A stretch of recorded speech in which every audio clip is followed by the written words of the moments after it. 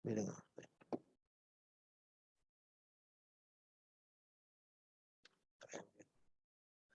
Okey, kita mulakan semua ada buku, insya-Allah. Okay, bismillahirrahmanirrahim. Assalamualaikum warahmatullahi wabarakatuh. Innal hamdalillah nahmaduhu wa nasta'inuhu wa nastahdihi wa nastaghfiruhu wa na'udzu billahi min shururi anfusina wa min sayyiati a'malina man yahdihillahu fala mudilla lahu wa man yudlil fala hadiya lahu. Wa asyhadu an la ilaha illallah wahdahu la syarika lahu wa asyhadu anna Muhammadan 'abduhu wa rasuluhu amma ba'du. Fa inna asdaqal hadits kitabullah wa khairal hadi hadi Muhammadin sallallahu alaihi wasallam wa syarrul umuri muhdatsatuha wa kullu muhdatsatin bid'ah wa kullu bid'atin dhalalah wa kullu dhalalatin finnar. Para pelajar dirahmati oleh Allah Subhanahu wa taala sekalian, maka alhamdulillah pada tengah hari ini kita bersama untuk majlis yang pertama daripada majlis kuliah subjek ulumul hadis. Okey. Subjek ulumul hadis. Ustaz Abu Mubarak ajar hadis. Ustaz ajar ulumul hadis. Apa beza hadis dengan ulumul hadis? Hadis, ulumul hadis adalah ilmu berkaitan dengan kaedah-kaedah hadis. Nanti kita akan belajar. Okey, ilmu berkaitan dengan kaedah-kaedah hadis. Okey. Jadi buku kita ni tebal. Kita bukan nak baca semua tahun ni. Kita hanya akan pilih sebahagian bab-bab yang tertentu yang penting untuk kita pelajari. Jadi apa yang kita nak baca dulu pada yang awal ni, peringkat awal, iaitu tuan-tuan, pelajar-pelajar dan juga para pendengar sekalian, boleh buka buku kita ni, Muqaddimah Ulumul Hadis. Siapa mukri hari ni? Iqbal. Bagi Anik.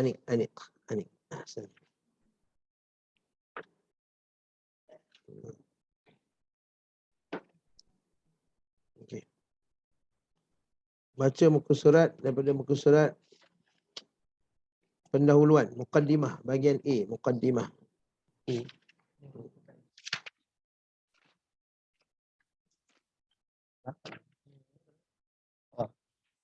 Pendahuluan.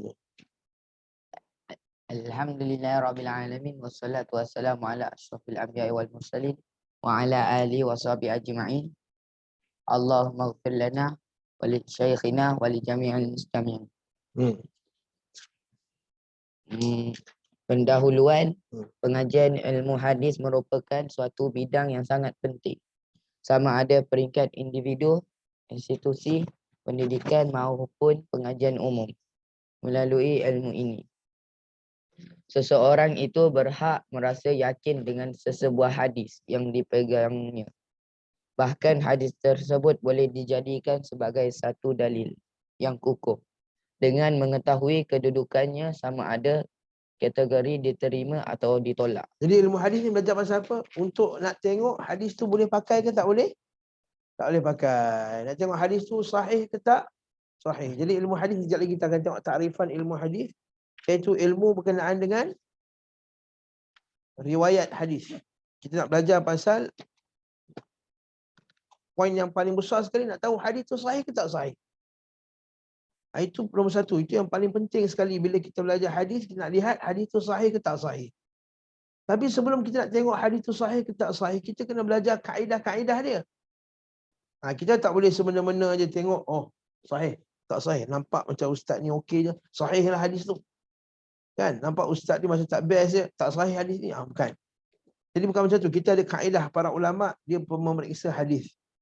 Nanti kita akan belajar kenapa kena periksa hadis. Sebab ramai orang dah rosakkan hadis. Dia bawa hadis-hadis palsu. Kan? Zaman sekarang ramai orang dia bawa hadis-hadis yang palsu.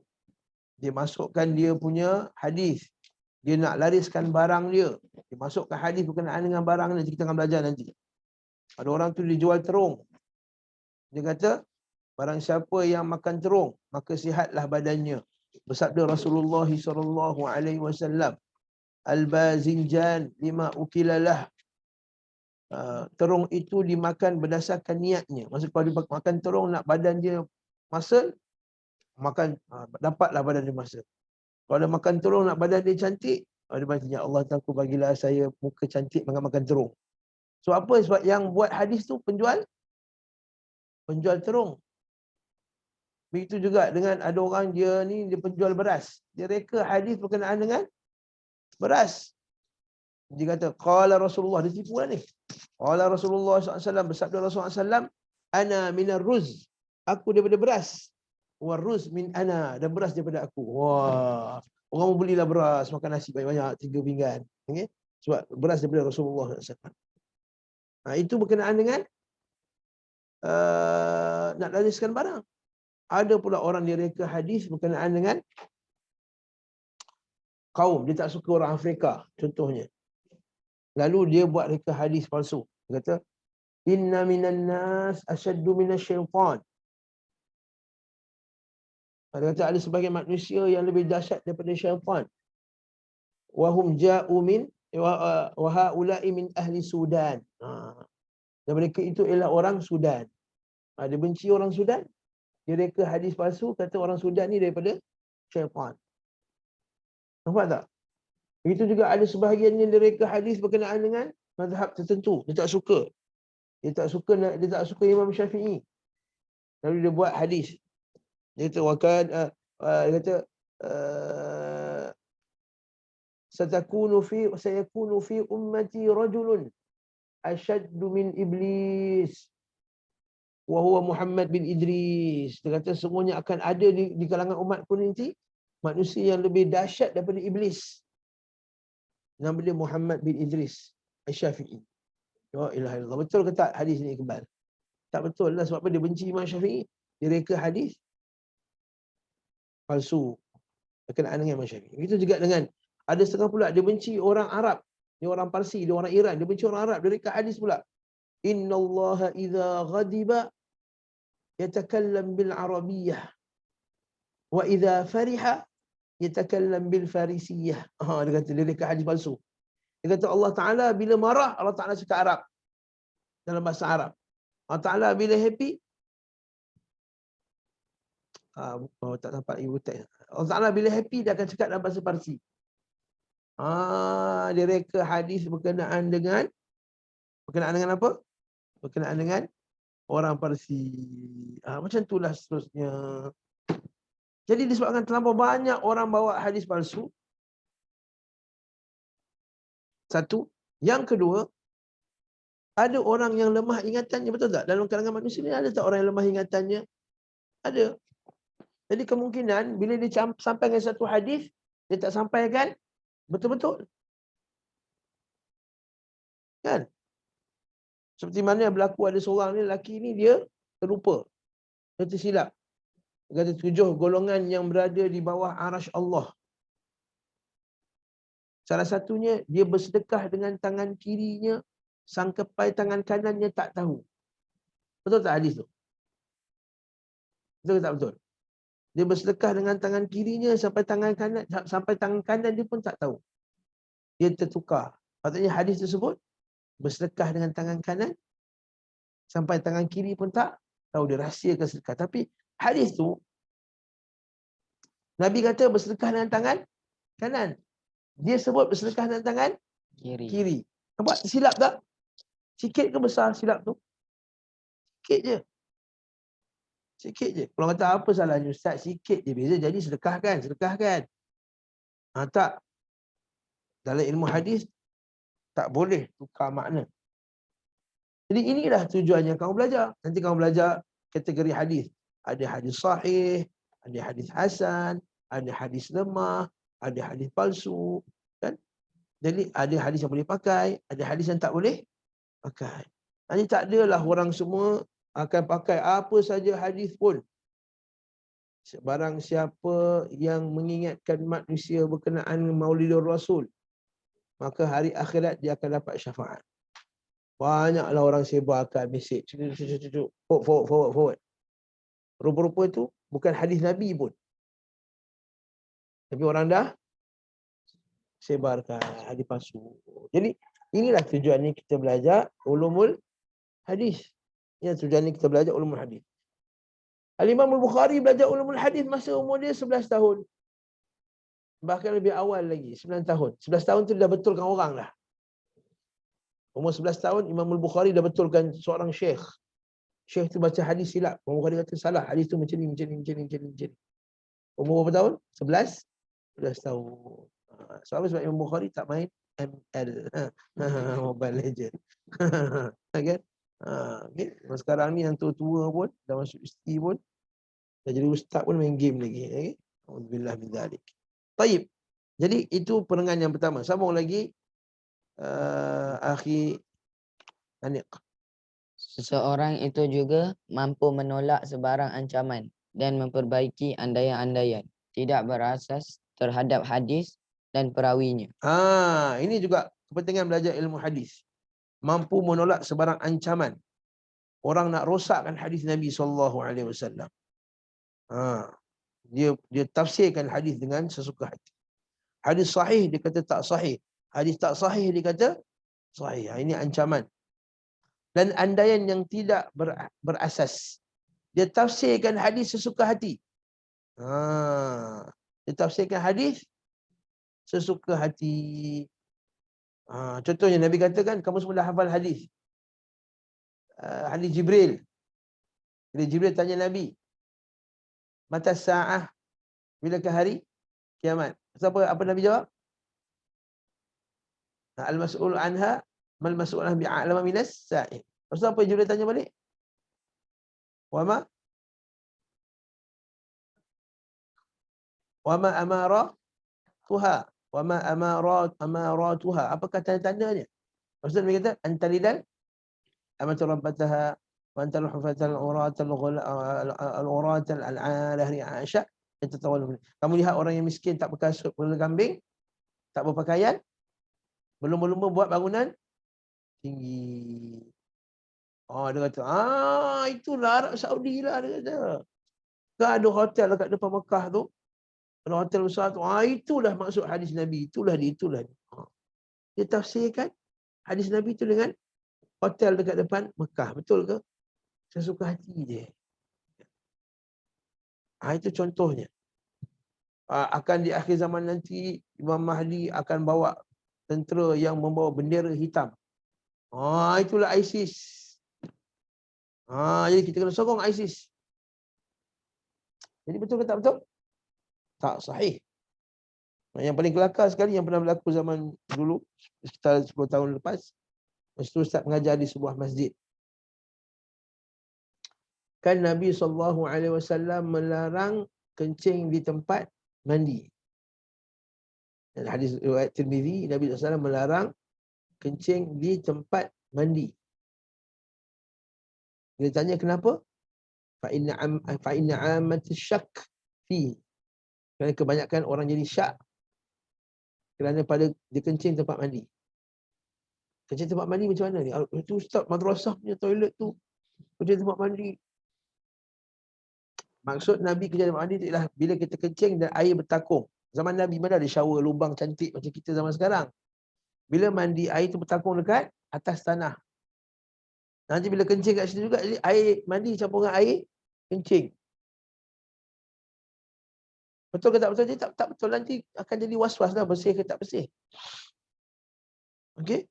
Jadi, tandas kita bila air kita zaman sekarang, bila kita kencing kat tempat mandi sekalipun, air kencing tu akan mengalir keluar dalam lubang tu. Lalu kita jirus, bersih.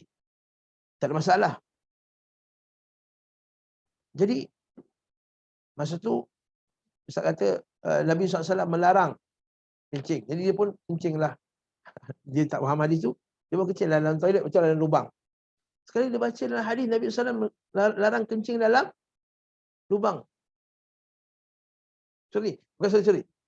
Mula-mula dia kata Nabi SAW larang kencing dalam air yang bertakung. Nabi kata, la yabulanna ahdukum fil ma'id da'im thumma yaghtasil fihi. Janganlah kamu kencing dalam air yang bertakung. Jadi ustaz, toilet bowl kita ada air bertakung dalam. Dia pun kata tak boleh kita ni. Dia pun ubah tandas dia, buat tandas lubang pula. Sekali sampai hadis Nabi kata Nabi SAW melarang daripada kencing di tempat yang berlubang yang di mana ada serangga di dalamnya. Lubang toilet kita ada serangga tak dalam tu? Ada lipas, ada semut, ada apa semua. Jadi dia nak kencing kat mana dah? Toilet bowl pun tak boleh, toilet berlubang pun tak boleh. Saya kata dua-dua kamu tak tak faham hadis Nabi tadi. Air bertakung tu bukan air bertakung dalam toilet bowl. Air bertakung tempat orang minum, tempat orang mandi. Macam katakanlah kat depan rumah kamu ada baldi, ada air. Kamu pergi kencing dalam baldi tu. Itu yang Nabi larang. Kamu pergi dekat telaga, kencing dekat dalam telaga. Kamu pergi dekat kolam air, kat asrama kadang-kadang ada kolam air besar. Kalau ada mandi, ada kencing. Kamu pergi swimming pool, kencing dalam swimming pool. Itu yang tak boleh. Arif angguk pula bila orang kecil dah swimming pool. Nak buat tak? Tak mengaku Arif.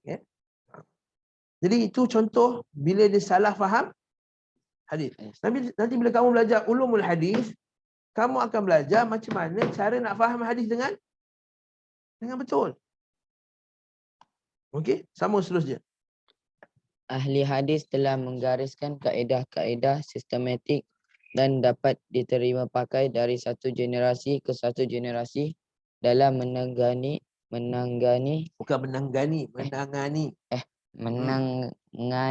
persoalan hadis masa. Isu-isu semasa agama tidak dapat lari daripada berurusan dengan hadis sebagai sumber kedua Islam. Sebab hadis ni sumber kedua Islam lepas Al-Quran. Jadi sebabkan dia sumber yang kedua, jadi ramai orang cara dia nak rosakkan Islam dia pakai hadis, tapi dia ubah maksudnya. Iqbal. Dia faham, dia ubah. Dia tahu, orang Islam dia respect hadis. So cara kita nak rosakkan orang, kita masuk ke hadis tak betul, dan kita masuk ke hadis tak betul. Jadi orang kata, ini hadis Nabi, dia pun ambil, dia tak tahu beza. Baik, sambung. Kemahiran mengaplikasi dan menterjemahkan hadis baginda sallallahu alaihi wasallam ini perlukan mereka yang menguasai ilmu hadis. Jadi kena belajar dan juga kena pandai terjemah. Tu kamu belajar bahasa Arab.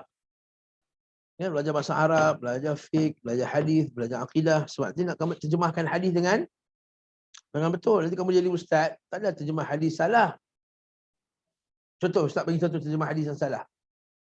Nabi kata, sallallahu alaihi wasallam, bila seorang tu solat, maka hendaklah dia solat menghadap ke sutrah. Maksudnya ada yang penghalang kat depan sutrah, dinding ke, orang ke, apa ke. Jadi bila orang lalu, kita kena buat apa? Kita kena halang dengan tangan kan? Kita kena halang. Nabi kata kalau orang tu lawan kamu buat apa? Bunuh. Itu salah terjemah. Nabi kata qatilhu bukan uqtulhu, bukan bunuh, maksudnya lawan dia. Bukan bunuh dia. Fatini.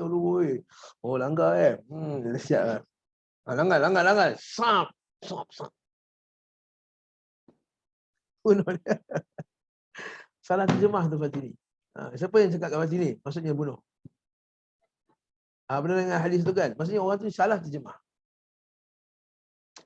Sebab dalam hadis tu kata, apabila ada budak nak langgar, lawan budak tu. Maksudnya halang dia. Bukan lawan maksudnya, nak lawan dia. Bukan macam tu. Maksudnya lawan dia. Sesungguhnya padanya ada syaitan.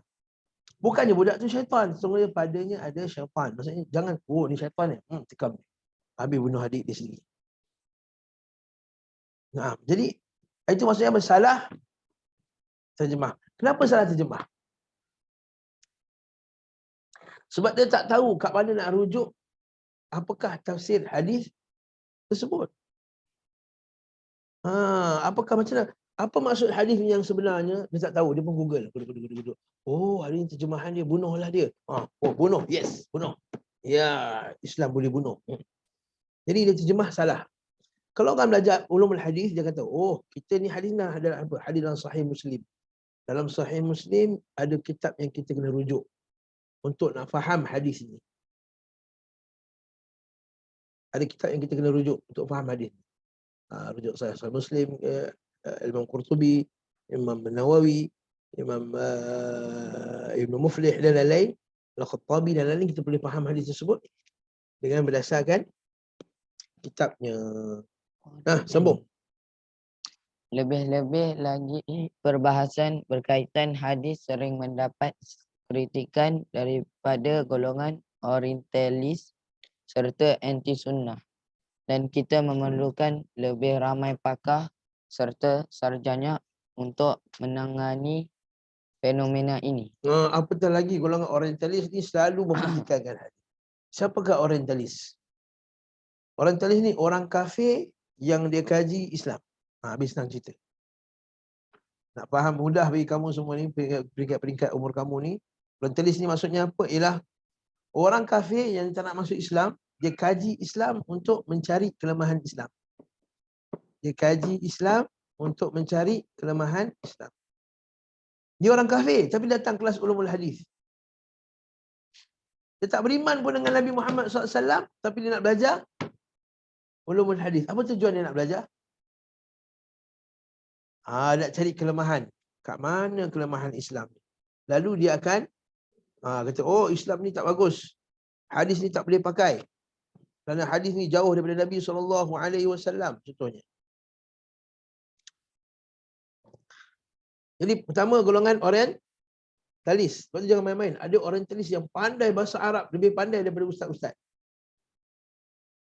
Lepas tu jangan pelik. Ada orientalis yang dia dah baca tafsir Quran semua. Dia dah baca dah. Lepas tu orang Islam malulah orang Islam yang kalau dia tak nak belajar hadis. Orang kafir ada yang belajar hadis sampai dia boleh kaji. Sampai tahu bahasa Arab. Sampai tahu nama perawi. Ada satu pengkaji orientalis yang terkenal di barat sekarang, nama dia Karen Armstrong. Dia kaji bahasa Islam. Ada satu orientalis nama dia Arjan Wensing nama dia. Orang Jerman. Arjan Wensing. Dia buat apa? Dia menulis semua hadis-hadis nombornya bagi atraful hadis. Semua hadis dia kumpulkan dan dia letak bahagian depan hadis tu, dia letak nombor hadis kat mana rujukan. Maksudnya kalau kamu nak cari hadis innamal a'malu binniyat, ambil buku Arjan Wensing ni cari. Innamal a'malu binniyat dalam Sahih Bukhari, dalam Sahih Muslim, dalam Tirmizi, dalam sekian-sekian. Siapa yang buat kitab tu? Orang Belanda, kafir.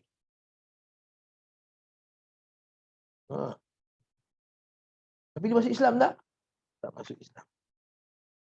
Ada faedah tak? Tak ada faedah. Jadi, yang ni golongan orientalis. Golongan kedua yang bahaya juga anti sunnah. Ni lagi teruk. Anti sunnah ni anti hadis. Dia kata kita ni cukup pakai Quran sahaja. Jangan pakai hadis Nabi SAW. Okey, yang ni juga dia akan mempertikaikan hadis. Jadi kita kena pertahankan hadis Nabi. Macam nak pertahankan, kena belajar ulumul hadis. Kena belajar ulumul hadis. Sambung. Penguasaan ilmu hadis, riwayah dan dirayah memberi kekuatan kepada seseorang untuk menerjunkan dirinya membantu masyarakat Islam di Malaysia, khasnya dan dunia amnya. Kena belajar ilmu hadis, riwayah dan dirayah. Nanti kita akan tengok apa maksud hadis, ilmu hadis, riwayah dan apa maksud ilmu hadis, dirayah. Nanti kamu akan belajar insya-Allah. Sambung. Kedua-dua jenis ilmu ini saling memerlukan dan wajar diperdalamkan lagi pengajiannya.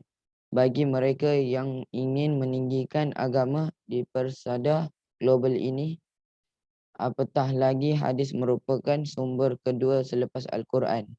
Dan ia adalah penyelesaian terbaik dalam semua aspek kehidupan manusia. Masya Allah. Kerana hadis adalah penyelesaian terbaik untuk manusia. Okey.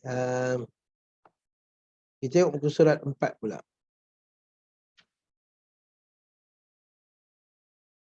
Pembahagian ulumul hadis. Okey, sebelum kita belajar ulumul hadis, kita tengok lain dulu lah. Kita tengok maksud hadis dulu. Hadis pun tak tahu maksudnya. Kita tengok sebelum kita masuk ulumul hadis, masuk hadis.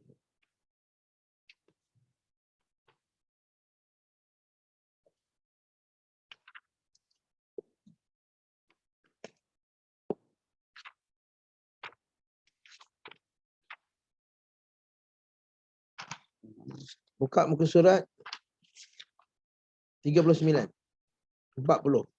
Hadis.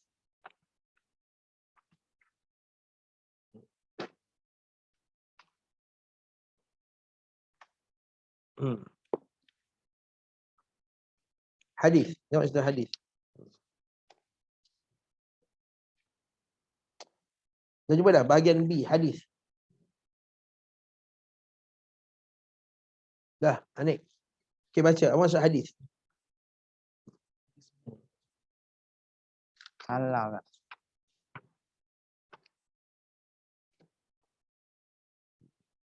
Bab 1 ya, Ustaz? Bab bahagian B, skop 1 hadis. Perkataan hadis, sunnah, khabar dan athar bukan istilah yang asing kepada masyarakat Islam. Okey, kita ada 4 istilah ni yang famous. Bila kita belajar hadis, kita akan jumpa 4 istilah ni. Hadis, sunnah, khabar, athar. Nampak tak? Angkat buku tu kan? Bab 4 tu. Hadis, sunnah, khabar, athar. Kadang-kadang orang sebut kita kena ikut sunnah. Kadang-kadang orang kata ikut hadis. Ada beza ke antara sunnah dengan hadis? Sekarang sebelum kita belajar, Ustaz tanya. Kamu semua rasa sunnah dengan hadis ni sama ke tak sama? Sunnah hadis sama tak sama? Kalau kita kena ikut hadis Nabi, kita kena ikut sunnah Nabi SAW. Sama ke tak sama? Fatin. Rasa sama tak sama? Tak. Kenapa tak sama?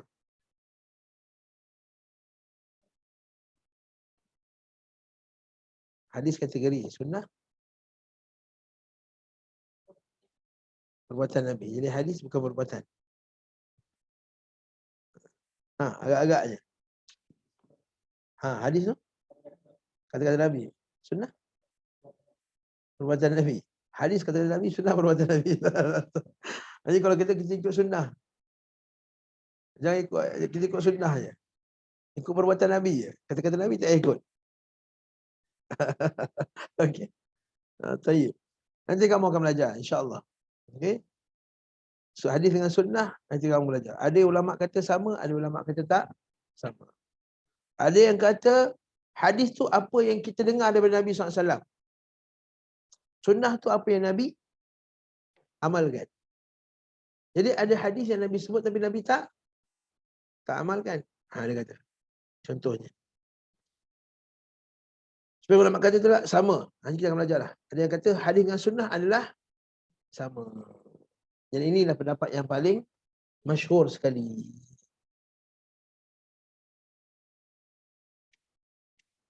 Syekh kita kata hadis belum tentu sahih atau tidak, sedangkan sunnah adalah sahih. Itu juga berdasarkan takrifan yang kedua, Syekh Radhi. Kalau takrifan sunnah dengan hadis sama, maka ada juga sunnah yang tak sahih. Dalilnya apa? Dalilnya ucapan anak Abu Daud, Abdullah bin Abi Daud. Dia kata, tamassak bihablillahi wassunnati atat an Rasulillah. Hendaklah kau pegang dengan sunnah Nabi yang confirm datang daripada Rasulullah. Maksudnya ada tak sunnah yang tak confirm? Ada. Jadi itu menunjukkan bahawa sunnah dengan hadis sebagai ulama kata nampak sama. Baik, tak apa. Teruskan lagi. Kalimah tersebut sering digunakan dalam Al-Quran dan hadis di tempat yang berbeza. Kadang-kadang khabar tu juga ialah sunnah. Kadang-kadang khabar tu juga adalah hadis. Sama lagi. Selain itu, perkataan-perkataan tersebut juga membawa pelbagai makna sudut bahasa berdasarkan kesesuaian tempat dan penggunaannya. Kadang-kadang maksud dia berbeza-beza. Macam perkataan khabar. Kita baca surat khabar. Adakah surat khabar tu surat hadis? Tak kan? Surat khabar cerita pasal terbakar, rumah terbakar, pasal Rayyan yang mati dalam telaga, cerita pasal banjir. Adakah cerita pasal hadis? Tak. Tapi ada setengah tempat khabar tu maksudnya hadis Nabi SAW. Qad ja'al khabaru an Rasulillah. Telah datang khabar daripada Rasulullah SAW. Sebagai salaf kata. Okey, sambung. Untuk membicarakan persoalan berkaitan pengertian hadis dapat diperincikan kepada dua aspek, iaitu bahasa dan istilah. Bahasa dan istilah. Nanti kita akan belajar bahasa. Jadi hari ini yang penting untuk kita faham adalah apa maksud hadis. Okey, bila kita keluar je kelas hari ni, pukul 1.20 nanti, semua dah faham maksud hadis Nabi SAW. Untuk subjek ulumul hadis ni, Ustaz akan buat ujian 2 minggu sekali. Macam guru Ustaz buat. Ustaz belajar dengan satu syekh, daripada Syekh Abdul Hasan Ali Jalullah. Kami periksa tiap 2 minggu sekali. Sebab dia kata, sebab ilmu hadis ni tak boleh, kamu tak faham satu, kamu nak teruskan. Tak boleh. Dia macam belajar ilmu matematik. Kalau kamu tak boleh buat tambah, kamu tak akan boleh buat tolak. Tak boleh buat yang lain. Okey? Jadi kita kena belajar setiap tajuk tu kena faham tu. Okey, mari kita tengok. Pengertian dari segi bahasa. Nah. Perkataan hadis, pengertian bahasa. Perkataan hadis menurut pengertian bahasa dapat dijelaskan dengan beberapa erti. Antaranya yang biasa digunakan ialah sebagaimana berikut. Hadis membawa erti sesuatu yang baru. Jadi maksud hadis ialah baru. Maksud hadis dari segi bahasa adalah baru. Lawannya qadim. Jadi hadis qadim. Hadis. Jadi hadis dari segi bahasa, yang pertama maksud dia apa? Baru. Lawannya qadim, lama. Jadi hadis baru, qadim, lama. Sambung. Dinisbahkan kepada Al-Quran, manakala hadis dinisbahkan kepada Rasulullah SAW. Okey. Yang ni ada kritikan. Dia kata Al-Quran itu qadim. Kenapa Al-Quran itu qadim?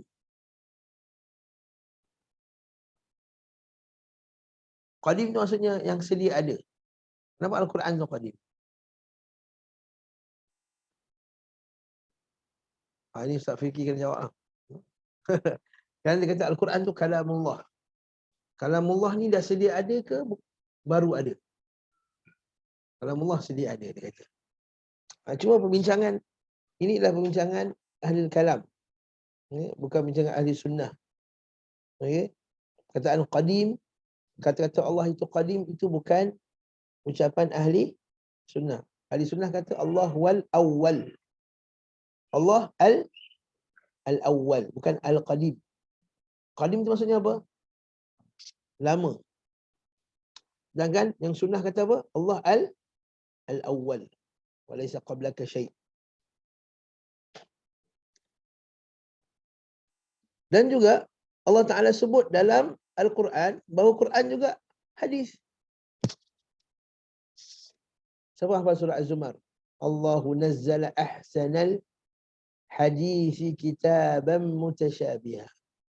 Allah Ta'ala telah turunkan sebaik-baik hadis, iaitu Al-Quran. Jadi dia kata hadis ini untuk Nabi Rasulullah, qadim untuk Allah Ta'ala, betul ke tak betul? Tak betul. Sebab Allah Ta'ala panggil juga Al-Quran sebagai hadis. Sebab tu kalau orang tanya, kenapa kamu kata ni kita kena ikut alul hadis, kenapa tak ikut alul Al-Quran dan hadis? Dan kalau orang tanya, kenapa kita ikut, kenapa ahli hadis dipanggil ahli hadis dia? Kenapa dia panggil ahli hadis?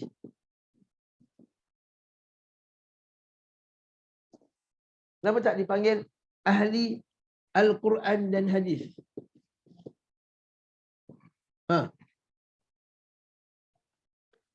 Sebab Allah Ta'ala Quran tu dah hadis. Jadi tak payah panggil Al-Quran apa. Dalam hadis ni dah cover. Hadis Al-Quran dan sunnah Nabi SAW. Jadi untuk kata Al-Quran itu qadim dan baru itu sunnah Nabi SAW, itu tidak tepat. Kurang tepat. Okey. Tapi asal perkataan hadis apa dia? Baru. Itu pendapat yang pertama. Yang kedua. Baca ni kuat-kuat. Hadis juga bermaksud perkhabaran antara tempat yang menggunakan perkataan hadis. Ialah firman Allah.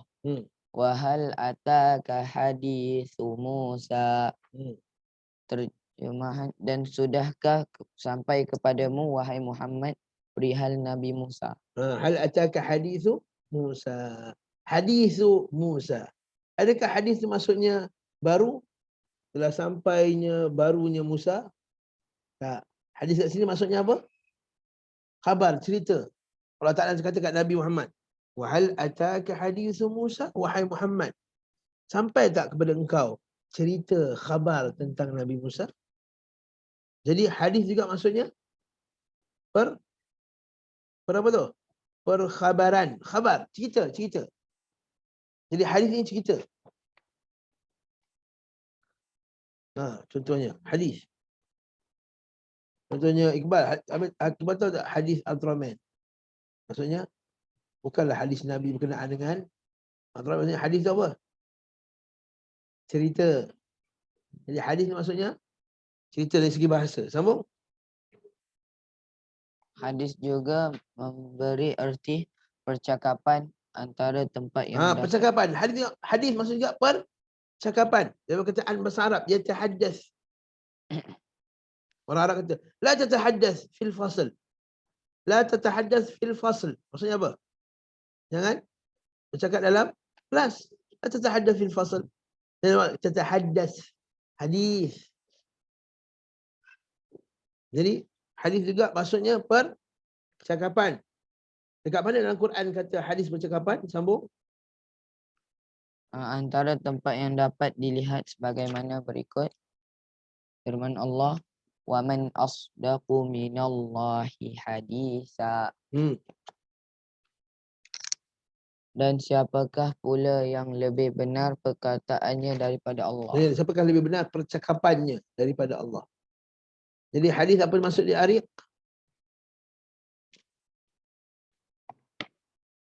Perkataan atau percakapan. Sahih. Lagi, dalil yang kedua. Hadis itu percakapan. Sambung.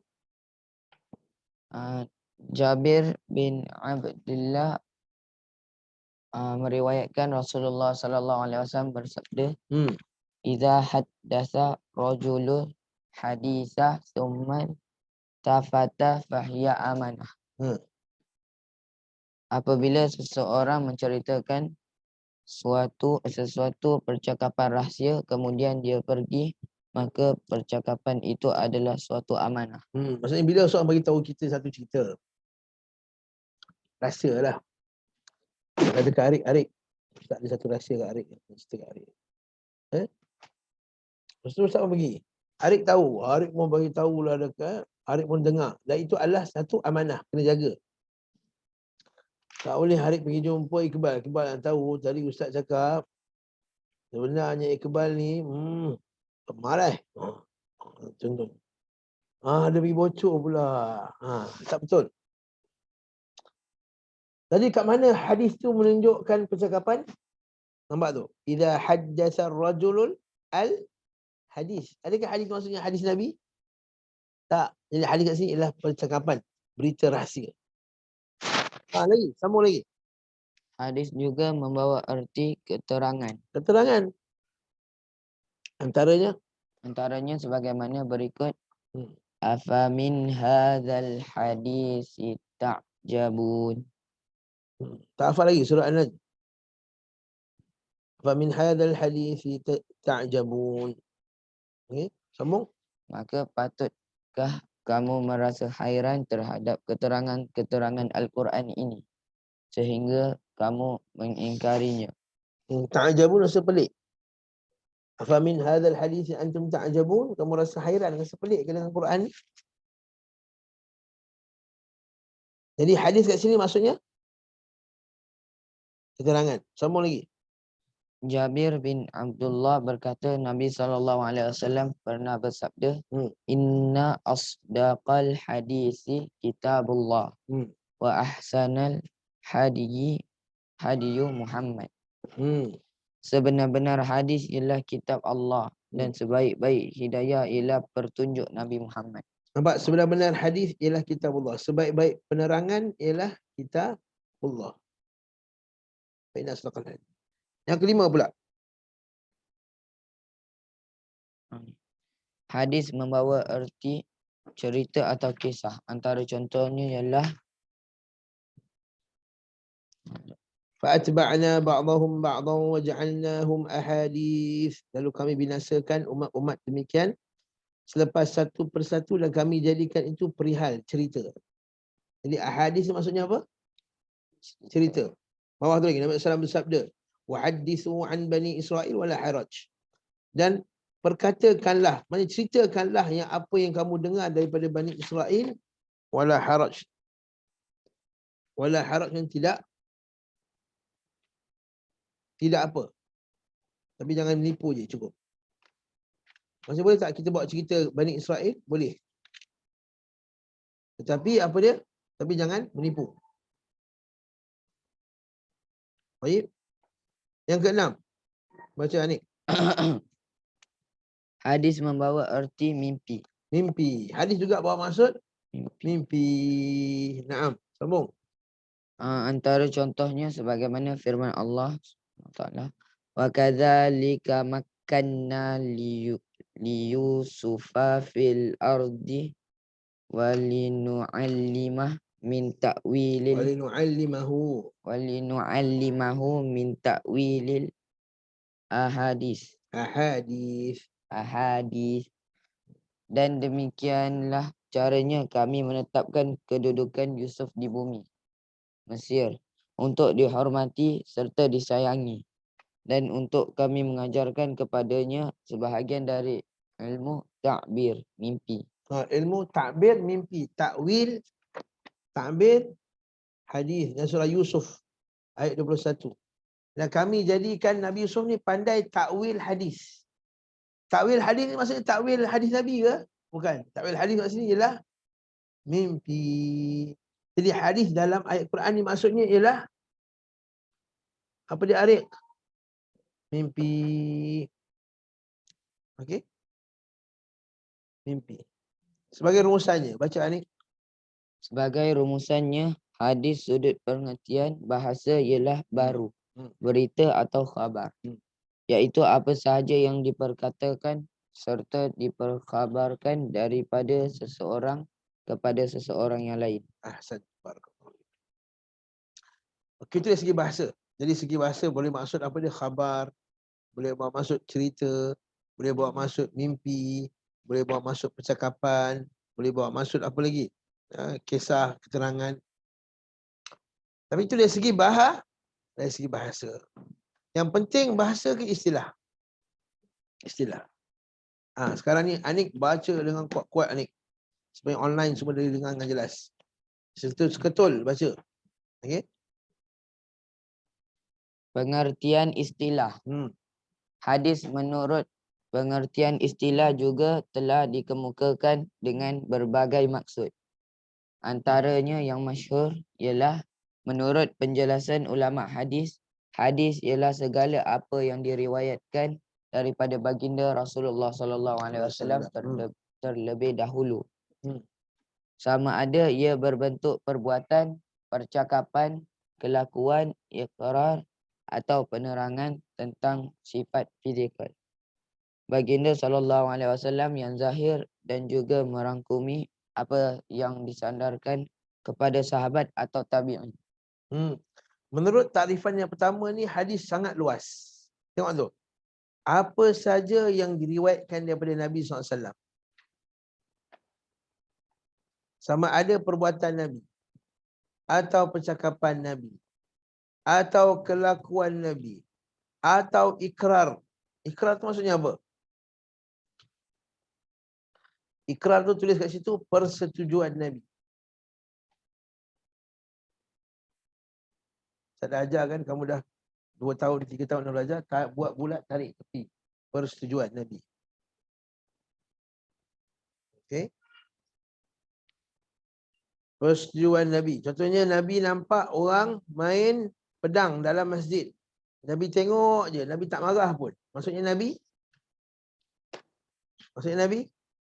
setuju ke tak setuju dengan benda tu? Setuju ke tak setuju? Arif? Setuju. Sebab apa setuju? Kalau tak betul benda tu, Nabi akan Nabi akan bangkang, Nabi akan marah, betul tak? Okey. Jadi bila Nabi tengok, Nabi tak kata apa-apa pun. Nabi senyum je. Maksudnya setuju ke tak setuju? Okey. Bila Nabi tengok dan Nabi setuju, Nabi diam je, itu dipanggil iqrar. Itu dipanggil iqrar. Nabi tak cakap apa pun. Tapi Nabi tengok, Nabi tak cakap apa. Nabi tak kata, bagusnya buat lagi lah. Tak. Nabi tak kata juga, jangan buat. Tapi Nabi tengok je. Maksudnya Nabi benarkan, Nabi izinkan. Baik. Atau penerangan tentang sifat fizikal baginda. Nabi tinggi ke, rambut Nabi ikan mayang. Nabi tinggi, dadanya luas, bahunya luas. Okay, tak terlampau tinggi, tak terlampau rendah, lebih dekat kepada tinggi. Tidak terlampau pekat kulitnya, coklat hitam, tidak juga terlampau putih. Sampai menyebabkan rasa nampak macam orang sakit. Tapi Nabi tengah-tengah, tapi lebih dekat kepada putih. Itu sifat fizikal Nabi. Tangan Nabi luas, lebar. Badan Nabi penuh dengan daging, maksudnya padat. Nabi bukan lembik, kalau pegang lembik je bukan. Bukan juga terlampau keras, muscle macam tu. Tapi padat badan Nabi. Okey? Kan? Itu sifat fizikal Nabi SAW. Yang zahir dan juga merangkumi apa yang disandarkan pada sahabat. Ucapan sahabat pun dipanggil juga hadis. Ucapan tabi'in juga dipanggil hadis. Jadi pendapat yang pertama. Pendapat pertama ni terlampau luas maksud hadis. Dimasukkan sekali siapa punya ucapan? Sahabat dan tabi'in. Ini terlampau luas. Yang ini kurang tepat. Okay. Ini agak kurang tepat. Kita tengok yang kedua pula. Hadis juga ditakrifkan sebagai apa sahaja yang disandarkan kepada baginda Rasulullah sallallahu alaihi wasallam sahaja, sama ada yang berbentuk ucapan, perbuatan, sifat dan pengakuan, sama ada sebelum baginda diutuskan sebagai rasul atau selepasnya. Yang ni lebih tepat. Hadis ni ialah apa saja yang disandarkan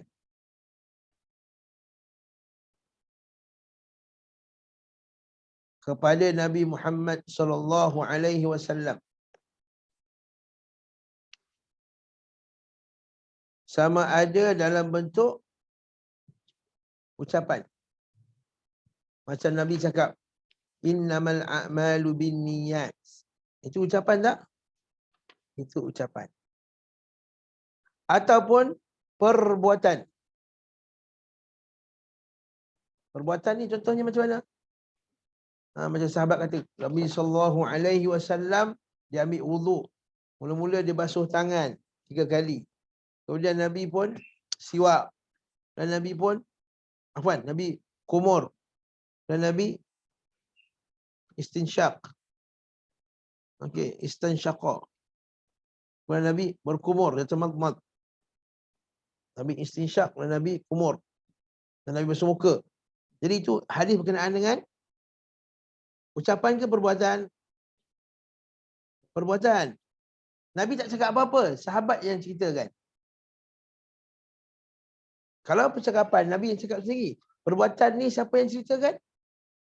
Sahabat. Sebab siapa yang nampak Nabi? Sahabat. Kita nampak tak? Tak nampak. Sahabat Nabi nampak, sahabat cerita. Nabi buat macam ni, macam ni, macam ni. Kata Anas, aku duduk dengan Nabi SAW dan aku kira Nabi setiap kali aku duduk, satu majlis dengan Nabi, Nabi akan istighfar 70 kali.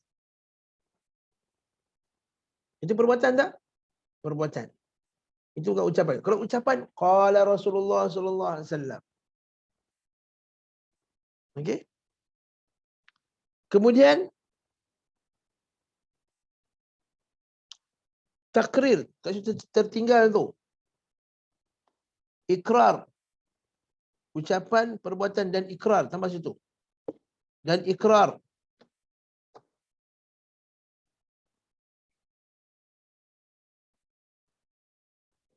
Tambah situ. Ucapan, perbuatan dan ikrar. Sama macam yang tadi.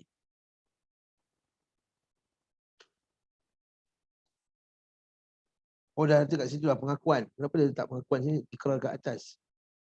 Tak apa. Sifat dan pengakuan. Pengakuan tu ikrar lah. Pengakuan ikrar. Sifat. Okey, sifat dekat situ. Letak dua sifat. Satu sifat. Satu sifat dia panggil khalqiyah.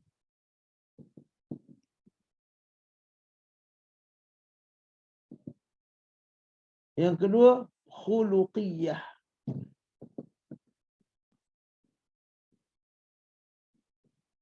Satu sifat khalqiyah.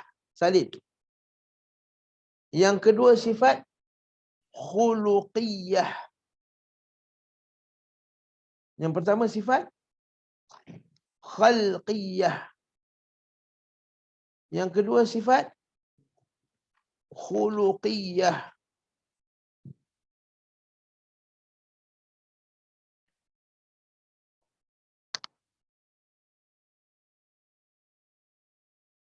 Nah. Apa itu sifat khalqiyah? Yang ini sifat fizikal. Apa sifat khuluqiyah? Ini akhlak.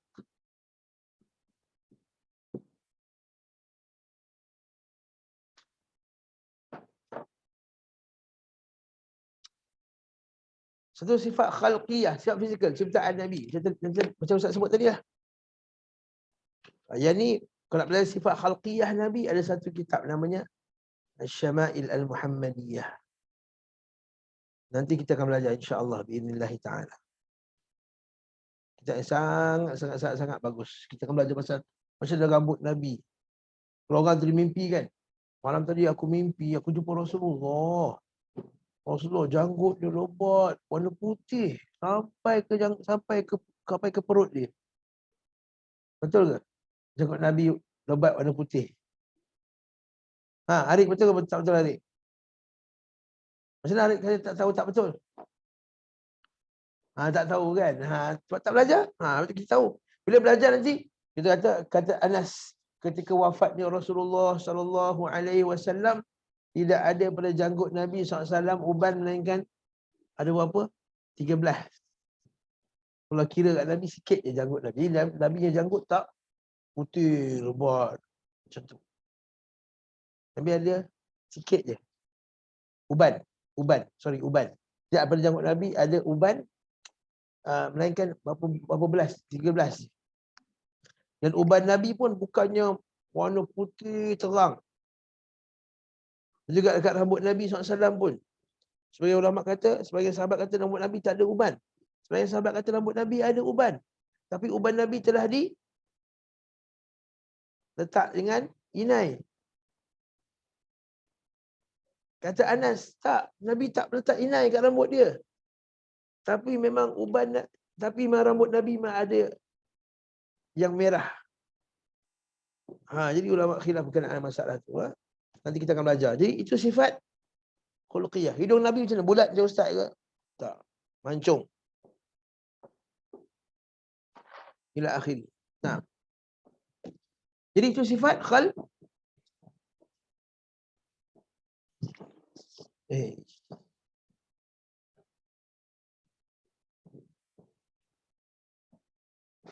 kita tengok siapa ketuk.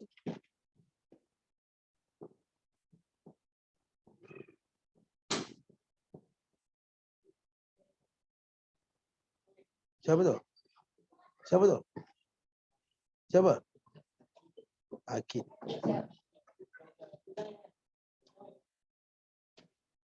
Taib. Siapa habis sikit lagi? Yang nombor 3 Ustaz. Habiskan? Dan sebelum bagi dia sama ada bagi dia sebelum bagi dia diutuskan atau selepas diutuskan. Maksudnya hadis ni apa saja sebelum Nabi dilantik jadi Nabi pun ialah hadis. Lepas dah lantik jadi Nabi pun dia adalah hadis juga. Yang ketiga, hadis juga merangkumi segala ucapan dan perbuatan baginda sallallahu alaihi wasallam yang merangkumi segala kaedah yang diriwayatkan dalam kitab sejarah, sama ada yang berkaitan dengan tempat kelahiran, masa serta segala yang berkenaan dengannya. Yang ni kurang tepat juga. Dia kata apa yang dalam kitab sirah. Itu tak tepat. Sebab dalam kitab sirah dia ada juga ada cerita pasal Makkah, cerita pasal Bandar Madinah sebelum Nabi diutuskan. Adakah itu hadis? Kita tak bagi hadis. Jadi yang paling tepat sekali takrifan nombor apa? 1, 2 ke 3? Takrifan nombor 2. Jadi hafallah takrifan nombor 2 ni macam hafal surah Al-Fatihah. Jadi hari Khamis, hari apa? Next class hari Khamis esok lah. Esok Ustaz nak tanya. Ustaz tasmik takrifan ni. Okay. Masa Ustaz belajar dulu kita tasmik dalam bahasa Arab. Tapi tak apa. Dekat permulaan dalam bahasa Melayu. Sebab ilmu hadis ni dia kena faham dulu. Yang baru kita hafal. Okay. Tayyib. Wallahu ta'ala alam bisawab. Untuk belajar online insya-Allah kita akan sampai waktu terdekat biidznillah taala. Jangan risau. Insya-Allah.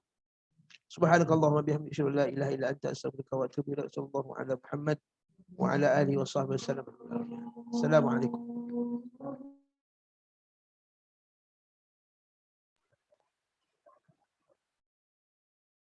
Wa fiikum barakallahu.